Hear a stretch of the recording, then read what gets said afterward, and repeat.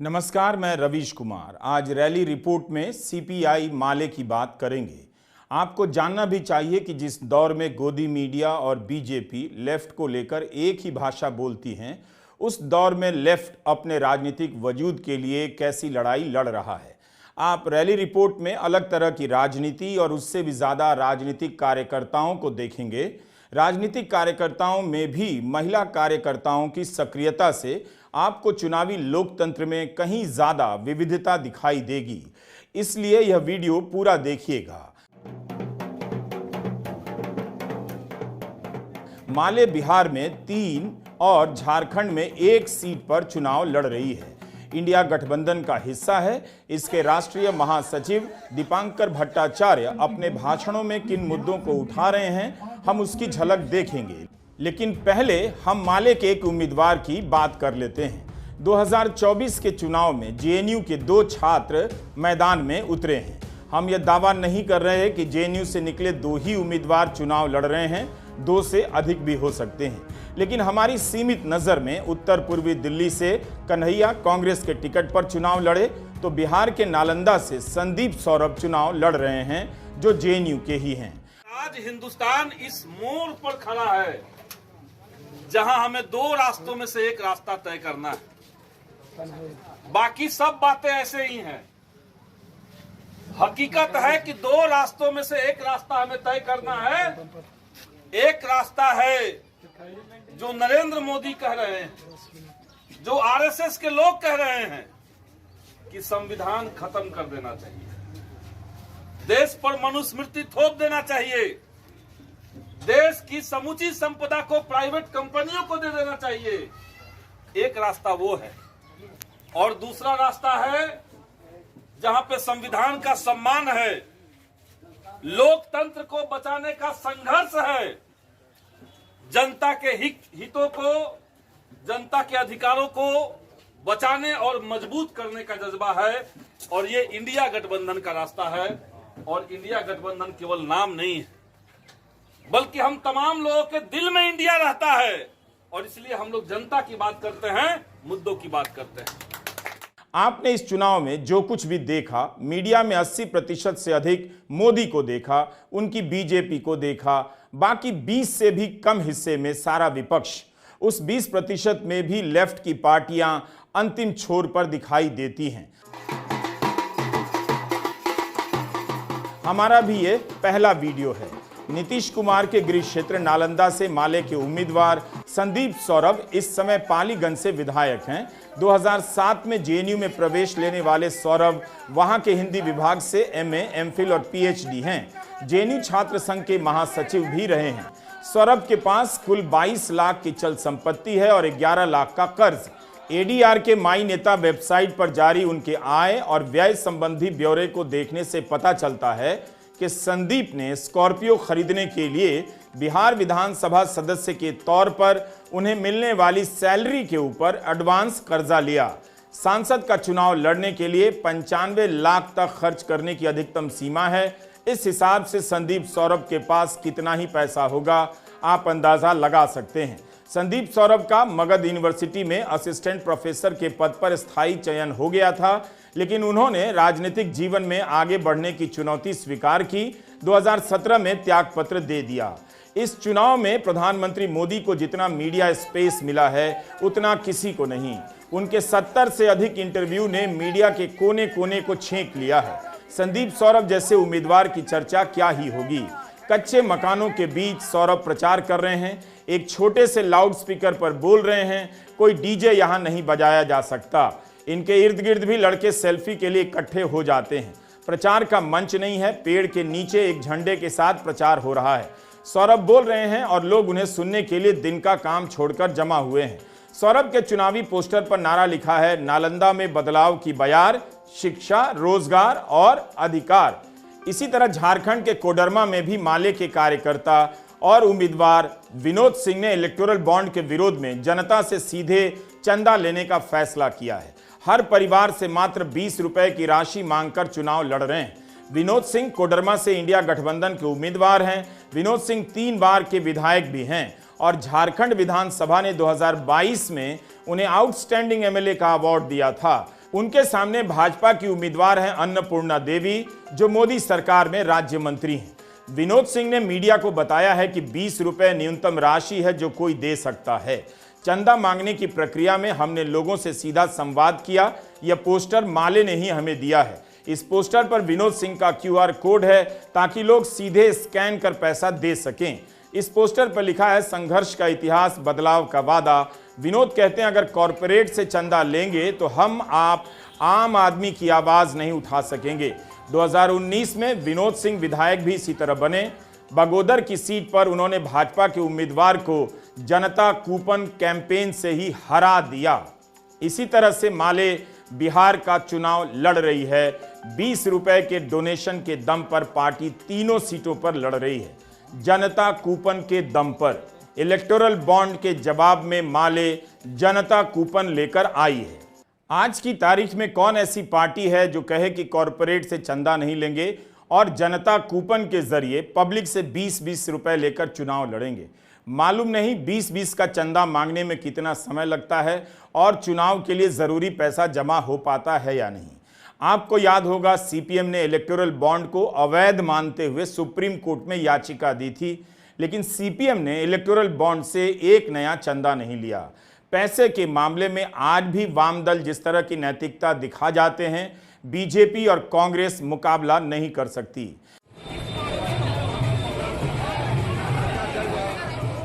बिहार में वाम दल 5 सीटों पर चुनाव लड़ रहे हैं। आरा, काराकाट और नालंदा से माले और बेगूसराय से CPI, खगड़िया से CPM के उम्मीदवार चुनाव मैदान में हैं। अगर बेगूसराय में गिरिराज सिंह चुनाव हार गए तब मीडिया CPI के उम्मीदवार अवधेश राय के बारे में बताते हुए लड़खड़ा जाएगा। वाम दल चुनाव लड़ते हैं मगर उनका चुनाव टीवी में नहीं दिखाई देता, अखबारों में जरूर कुछ न कुछ छप जाता है।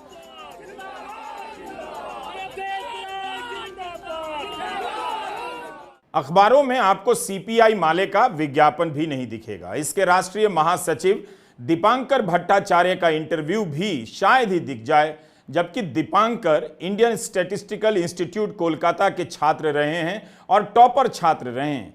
इस चुनाव में जहां सबसे अमीर पार्टी, हजारों करोड़ रुपए वाली पार्टी बीजेपी है, उसके पास इफरात पैसा है, तो दूसरी तरफ माले है जिसके उम्मीदवार पैसे के मामले में किसी भी दूसरी पार्टी का मुकाबला नहीं कर सकते। फिर यह पार्टी चुनाव कैसे लड़ती है? हम आज रैली रिपोर्ट में माले पर फोकस इसलिए भी कर रहे हैं कि 2020 में जब विधानसभा चुनाव हुआ तो माले को लड़ने के लिए 19 सीटें दी गईं, लेकिन इनमें से 12 सीटों पर माले के विधायक जीत गए। बिहार विधानसभा चुनाव में सबसे अच्छी स्ट्राइक रेट माले की रही। अगर यही स्ट्राइक रेट माले ने लोकसभा में दोहरा दी तो 4 जून को यह पार्टी चर्चा में आ जाएगी। आरा से भाजपा के उम्मीदवार RK सिंह खड़े हैं, जो मोदी सरकार में मंत्री रहे हैं। नालंदा से JDU के कौशलेंद्र कुमार उम्मीदवार हैं, जो 2009 से लगातार इस सीट पर जीतते आ रहे हैं। काराकाट से उपेंद्र कुशवाहा मैदान में है, यानी मुकाबला बहुत कड़ा है। माले इन तीनों सीटों पर बहुत दम लगाकर चुनाव लड़ रही है। उसके पास जितना कुछ है, पैसा तो नहीं है, मगर अपने सारे कार्यकर्ताओं को पार्टी ने यहां झोंक दिया है। अगर आरा, काराकाट और नालंदा में माले ने बाजी पलट दी तो बड़ी घटना हो सकती है। बीजेपी की बिहार में 3 सीटें तो कम हो ही जाएंगी।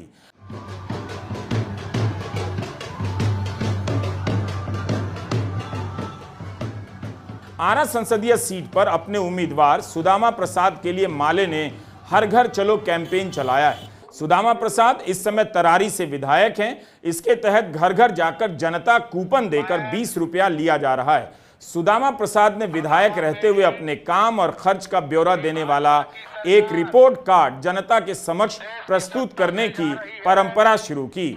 वे अखिल भारतीय किसान महासभा के वाइस प्रेसिडेंट भी हैं। इंजीनियरिंग की डिग्री लेने के बाद 1990 में सक्रिय रूप से राजनीति में आ गए। माले इलेक्टोरल बॉन्ड को कॉरपोरेट इलेक्टोरल बॉन्ड कहती है। इसी के विरोध में वह जनता कूपन का कैंपेन चला रही है। माले के राष्ट्रीय महासचिव दीपांकर भट्टाचार्य कहते हैं, माले के इस कैंपेन ने इस चुनावी अभियान को जन आंदोलन में बदल दिया है। सुदामा प्रसाद का चुनावी प्रचार भी सड़कों पर सीधे लोगों के बीच हो रहा है। उनके प्रचार की जो तस्वीरें आ रही हैं, उनमें वे सब्जी वालों से हाथ मिला रहे हैं, चाय की टपरी पर पुलिस वाले, कार्यकर्ताओं के साथ बैठकर चाय पी रहे हैं। सुरक्षा का इंतजाम मामूली लगता है। इस टूटे हुए बिना छत के घर के बाहर महिलाओं से बात कर रहे हैं। हरे रंग का गमछा लपेटे कुछ लोग उनके साथ चल रहे हैं। हम नहीं कह सकते कि वे किसी दूसरे दल के हैं या नहीं। इनके प्रचार पोस्टर पर लिखा है, दलित, गरीबों और किसानों की राजनीतिक दावेदारी के अग्रणी योद्धा। ये वही भोजपुर है।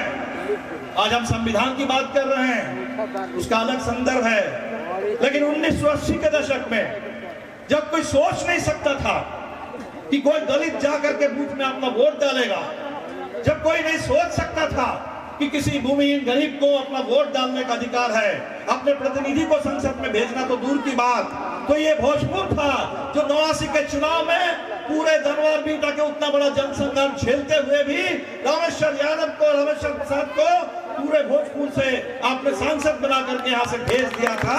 ये आपका इतिहास है, ये आपका तेवर है, और इसीलिए आज फिर उस रास्ते पर आगे बढ़ने की जरूरत है। दीपांकर भट्टाचार्य और माले के उम्मीदवारों के चुनाव प्रचार का वीडियो देख रहा था। हमने वीडियो उन्हीं से मांगा। रैली रिपोर्ट में कई बार उम्मीदवारों और पार्टी से ही वीडियो मांगा है। जहां तक हो सका हमने अपने स्तर पर भी वीडियो जुटाए हैं, लेकिन यह बताना हम जरूरी समझते हैं। माले के उम्मीदवार बड़ी बड़ी रैली तो नहीं कर सकते, इसलिए गांवों के भीतर गलियों में घूम रहे हैं। इस दौरान आपको बिहार की गरीबी भी दिख जाएगी। ये लोग वहां जाते हैं जहां बड़ी पार्टियों के पीछे चलने वाला बड़ा मीडिया का कैमरा भी नहीं पहुंचता। दीपांकर अपने भाषणों में बिहार के आर्थिक सर्वेक्षण का हवाला देते हैं, कहते हैं कि किस कदर गरीबी है आम लोगों में, और इसे ही नीतीश कुमार ने इतने साल सुशासन और विकास बताकर प्रोजेक्ट किया। आम लोगों के लिए बिहार की 2/3 आबादी के लिए कहां विकास हुआ है। बिहार में सामाजिक आर्थिक सर्वेक्षण भी हुए और सर्वेक्षण से पता चला कि भयानक गरीबी है। बातें विकास की हो रही है, जब से नीतीश बाबू आए हैं न्याय के साथ विकास, सुशासन, बातें बहुत हो रही है। लेकिन अभी जब सर्वेक्षण हुआ तो पता चला कि 1/3 बिहार 34%, 90 लाख से ज्यादा परिवार वो महीने में 6,000 से कम आमदनी पर जिंदा रहते हैं। पूरे परिवार की कुल आमदनी 6,000 से कम, यानी रोजाना 200 रुपए से कम। अब सोच लीजिए इस महंगाई के बाजार में लोग कैसे जिंदा रह सकते हैं। उससे थोड़ा ऊपर बढ़िए 10,000 तक का हिसाब लीजिए तो और आपको 30% लोग मिल जाएंगे, यानी पूरे बिहार में हर 3 में 2 परिवार वो 10,000 से कम आमदनी पर जिंदा है। ये गरीबी है। माले ने बड़ी संख्या में महिलाओं को कार्यकर्ता में बदल दिया है। इनकी प्रचार टोली महिलाओं से भरी नजर आती है। इन महिलाओं की आर्थिक स्थिति बीजेपी, कांग्रेस में सक्रिय महिलाओं से बहुत कम है, अलग है। माले ने ज्यादातर गरीब महिलाओं को राजनीतिक कार्यकर्ता बनाने और उनमें नेतृत्व क्षमता विकसित करने का काम किया है।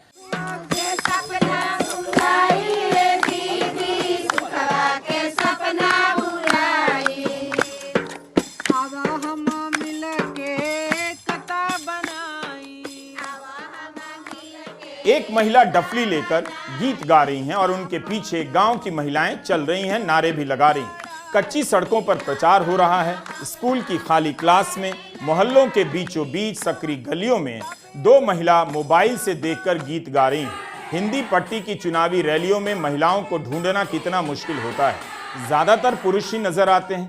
बड़े दलों में महिलाओं की मौजूदगी रस्मी नजर आती है। माले की प्रचार टोली में महिलाएं स्वतंत्र रूप से काम करती हुई लगती हैं। माले की ये महिला कार्यकर्ता केवल गीत के लिए तैयार नहीं की गई हैं, बल्कि पार्टी ने समझा होगा कि महिलाओं के पास आज भी जन की भाषा बची हुई है।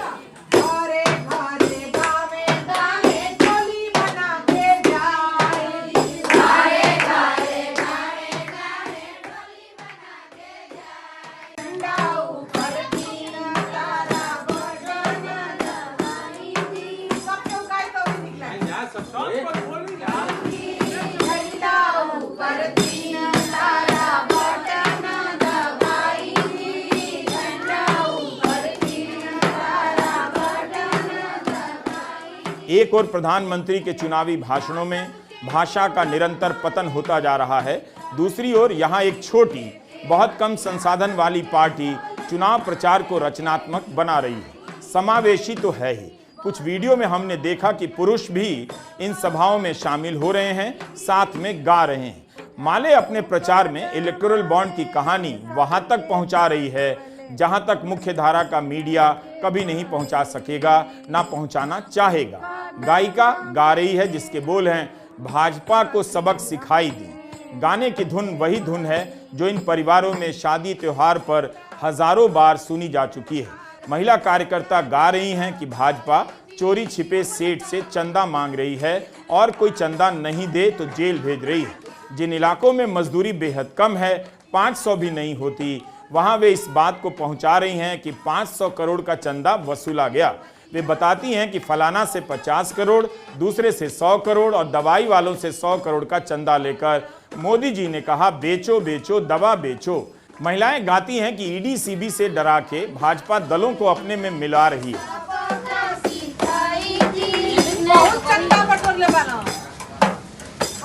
से ले ला 50 करोड़, दूसर कंपनी वाला दे देला 100 करोड़, ओकर दवाई के मना कर देल कई बाकी भाई ऐसे नहीं के बेचे के खराब दवाई बा, आ उ दे देला चंदा 100 करोड़, तो ओकर दवाई मोदी जी एकदम कहला कि बेचो बेचो, हमरा के पैसा मिल गइल ना।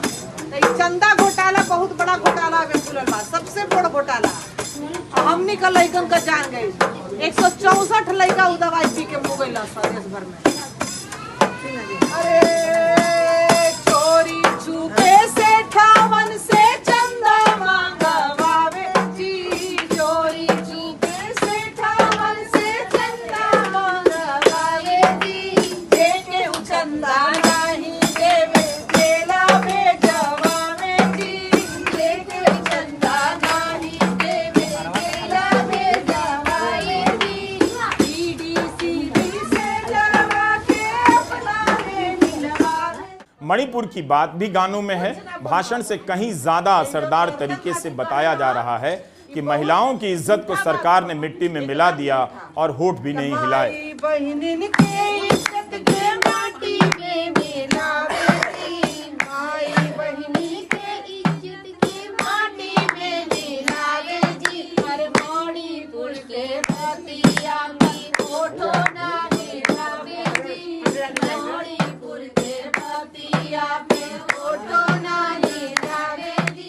क्या आपको पता था कि इलेक्टोरल बॉन्ड के मुद्दे को एक पार्टी गीतों के जरिए लोगों तक पहुंचा रही है? बड़ी विपक्षी पार्टियां भूल गईं या बहुत हल्के तरीके से जिक्र करती हैं। इसलिए 2024 का नतीजा कुछ भी हो, कभी यह दावा मत कीजिएगा कि आपने अखबार पढ़ लिया, चैनल ऑन कर लिया तो सब कुछ जान लिया। इसे आप यूं समझें, अगर किसी भी चुनाव में 1000 किस्से होते हैं तो इतना मीडिया होने के बाद भी आप ज्यादा से ज्यादा 10 किस्से जान पाते हैं, 1000 में 10। इसका बड़ा कारण है कि सारा मीडिया 2-4 किस्सों में ही पूरा चुनाव निकाल देता है। 2024 का चुनाव भारत के इतिहास का सबसे कम जानकारी वाला चुनाव है। इस चुनाव में नहीं जानने वालों की भूमिका जानने वालों से कहीं ज्यादा बड़ी हो गई है। गाने के अगले हिस्से में महिलाएं बता रही हैं कैसे विपक्ष के नेताओं को झूठे मुकदमों में फंसा दिया गया। भोजपुरी में गा रही हैं। साथी हमने लड़के पड़ी, तब मिली है हक अधिकार, साथी हमने लड़के पड़ी, झूठा मुकदमा में साथी के फांसवले हमने लड़के पड़ी, मुकदमा में हमने साथी हमने लड़के पड़ी, नर नारी एकता बनाव लड़ैया लड़के पड़ी, नर नारी एकता बनाव लड़ैया लड़के पड़ी, गोदिया में दूध खातिर छछने ललनवा हमरा लड़के पड़ी, गोदिया में दूध खातिर छछने ललनवा हमरा लड़के पड़ी। काराकाट से माले के उम्मीदवार हैं राजा राम सिंह। राजा राम सिंह किसान आंदोलन के प्रमुख नेताओं में से एक हैं। दीपांकर भट्टाचार्य आरएसएस और हिंदू राष्ट्र के खतरों पर इंडिया गठबंधन के बाकी नेताओं से कहीं ज्यादा साफ साफ बात रखते हैं।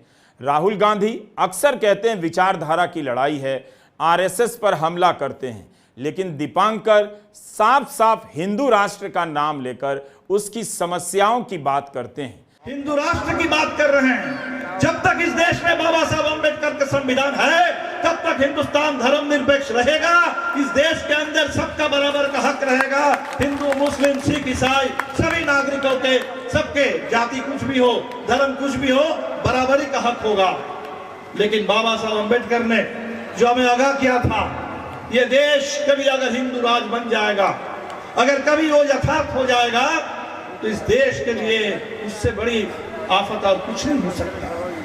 और आज साजिश यही है। और ये साजिश सिर्फ इस चुनाव में कुछ लोग बोल रहे हैं इसलिए नहीं, लंबे समय से आरएसएस अपना जन्म काल से, जिस समय 1949 में संविधान पारित हुआ, उसी समय आरएसएस के मुखपत्र में संपादकीय लिखा गया, ये संविधान तो विदेशी है, ये तो बाहरी है, ये संविधान हमें तो मनुस्मृति चाहिए इस देश में।